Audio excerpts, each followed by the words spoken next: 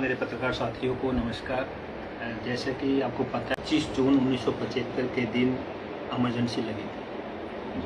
जो वो दिन था वो हमारे संविधान में एक काला दिन था। इमरजेंसी लगाना मतलब स्वतंत्रता छीनना।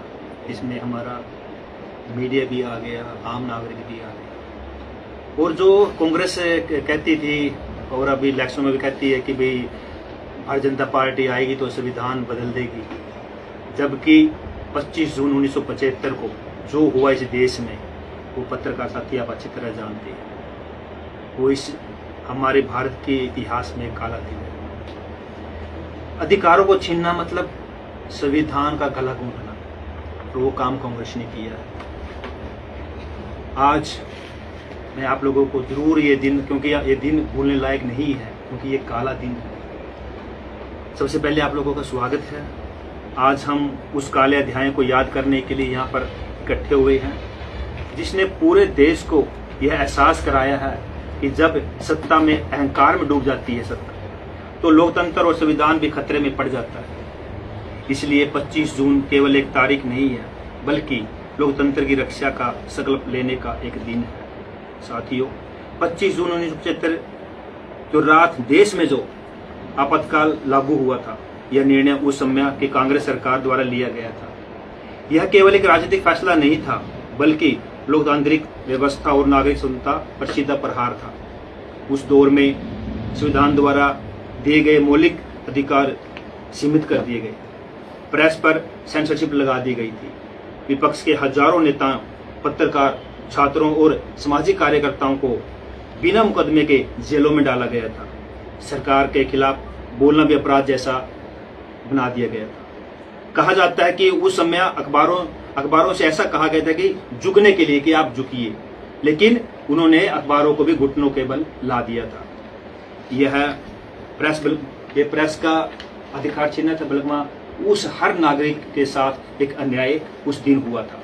साथियों, मैं आपको बताना चाहूंगा कि लोकतंत्र में सरकार जनता की सेवा करती है, मालिक नहीं होती। एक सेवक के तौर पे आज हमारे देश के जो प्रधान सेवक है वो अपने आप को एक प्रधान सेवक बोलते हैं, लेकिन जो 25 जून 1975 को हुआ वो आप सभी को पता है कि किस तरह तानाशाही इस देश में लागू हुई। आपातकाल के दौरान सत्ता बचाने के लिए लोकतंत्र को ही कमजोर करने का प्रयास किया गया। देश ने देखा है कि जब एक परिवार और एक पार्टी राष्ट्र से बड़ा समझ लिया जाता है, तब लोकतंत्र की संस्थाएं भी संकट में आ जाती है।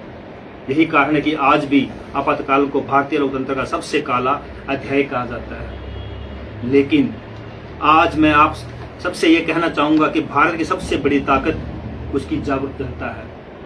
1977 में जब चुनाव हुए, तब देश की जनता ने अपने एक वोट से बता दिया गया है कि भारत में अंतिम फैसला किसी सरकार का नहीं बल्कि जनता का होता है। यह भारतीय लोकतंत्र की सबसे बड़ी शक्ति है। साथियों, आज उन सभी लोकतंत्र सेनानियों को हम नमन करते हैं जिन्होंने जेल की यातनाएं सही, कठिनाइयां झेली, लेकिन लोकतंत्र के सामने कभी नहीं झुके।